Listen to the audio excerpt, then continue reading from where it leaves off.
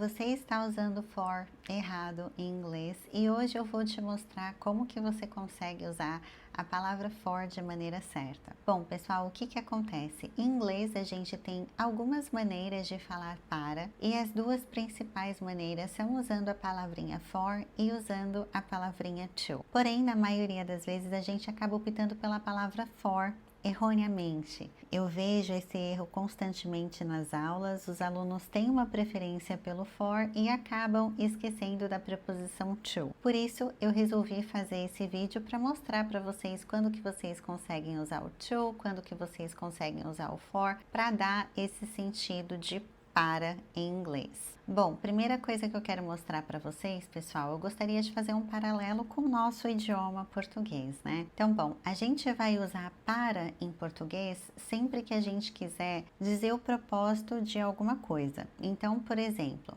eu estudo para aprender inglês. Eu trabalho para ter dinheiro. Eu jogo futebol para me divertir. Então, nesses três casos, pessoal, eu estou usando a preposição para indicar a finalidade do porquê eu faço alguma coisa. Em inglês, toda vez que a gente quiser falar sobre a finalidade de alguma coisa, a gente vai usar a preposição to. Nesse caso, pessoal, o to vai servir como o nosso para. Em inglês, a gente chama isso de infinitive of purpose, que nada mais seria do que colocar o verbo no infinitivo para ele dar essa ideia de propósito. Então, por exemplo, I study to learn English. I work to have money. I play football to have fun. Em todos os exemplos que eu tenho aqui, eu tenho to entre um verbo e outro. Um erro bastante comum, pessoal, é quando a gente coloca o for entre esses verbos. Então, por exemplo, I study for learn English. Essa estrutura seria uma estrutura errada, porque a gente vai poder usar o for, mas a gente não vai poder usar o for quando a gente estiver falando de finalidade, quando a gente quiser indicar o propósito de alguma coisa. O for, pessoal, vai ser bastante comum antes de substantivos, antes de pronomes ou antes de verbos também, mas os verbos normalmente vão estar com ing. Exemplo, I studied for the test. Substantivo,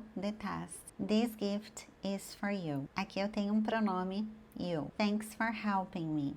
Aqui eu tenho o verbo help, porém, como eu falei anteriormente, ele está no gerúndio. Tá legal, pessoal? Então, esse é o primeiro caso em que a gente vai usar o to. De novo, o to aqui tem o sentido de para. A gente não vai conseguir usar o for aqui. E uma dica para vocês conseguirem lembrar. A gente não vai usar o for entre dois verbos infinitivos, tá legal? Quando a gente usar o for, provavelmente o próximo verbo tem que ser no gerúndio. Um segundo caso em que a gente vai conseguir usar o to com sentido de para é com o verbo go. Nem todos os casos que a gente usa o verbo go a gente precisa da preposição to, pessoal, mas na grande maioria dos casos sim. E isso vai se aplicar quando a gente usar o verbo go independentemente do tempo verbal que o verbo estiver. Então pode ser o verbo go no presente, no passado ou no futuro. Exemplo, I went to Paris last year. I go to the school today. I'm going to Europe this holiday. Como vocês podem ver, pessoal, aqui eu estou usando o to em todos os casos. A gente vai usar o to especialmente para indicar quando a gente estiver indo para algum lugar. E claro, o to aqui pode ter essa tradução de para. Isso não vai se aplicar, pessoal, quando a gente usar a palavrinha home, casa, tá legal? Então, essa é uma exceção. Se eu quiser dizer vou para casa, I go home. Aqui a gente não precisa de preposição nenhuma entre o go e o substantivo casa. Eu sei que eu falei para vocês, pessoal, que eu iria mostrar como usar a preposição for, mas primeiro eu tenho que mostrar como usar a preposição to, porque como eu falei no início do vídeo, tanto for quanto to tem o sentido de para, e na grande maioria das vezes que a gente usa o for, na verdade a gente deveria usar o to, e por isso que eu estou mostrando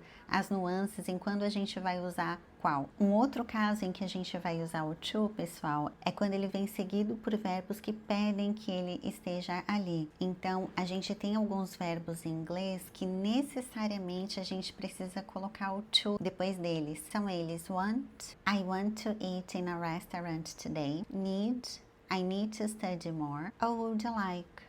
I would like to drink a coffee. Como vocês podem ver, todos os verbos aqui são seguidos pelo to. Essa aqui é uma regrinha gramatical, se eu colocasse os verbos sem o to, eles estariam errados. E agora, pessoal, duas situações em que a gente consegue usar o for. No meio do vídeo eu já mostrei para vocês algumas outras situações em que a gente consegue usar o for, que é antes de pronome, antes de substantivos e antes de alguns verbos. Agora eu vou mostrar para vocês estruturas em que a gente vai usar verbos e que esses verbos podem ser seguidos pelo for. Uma estrutura bastante comum é quando a gente quer agradecer. Então eu poderia dizer thanks for helping me, thanks for calling me, thanks for coming. Uma outra estrutura bastante comum é quando a gente quer se desculpar. Então eu poderia dizer sorry for being late, sorry for interrupting, sorry for yelling. É claro, pessoal, que a gente vai ter algumas outras situações, porém para o vídeo eu separei essas situações em específico e eu espero que vocês tenham gostado. Pessoal, caso vocês queiram conhecer um pouco mais do meu trabalho, eu vou deixar um link aqui embaixo no qual vocês conseguem entrar no meu site. Caso vocês não tenham interesse em conhecer mais do meu trabalho, mas gostam desse tipo de conteúdo, eu vou deixar um link aqui embaixo no qual vocês conseguem ter acesso a algumas aulas gratuitas, porém são aulas que só estão disponíveis para quem se inscrever, tá legal? Folks, thank you very much for watching me today and see you again next video.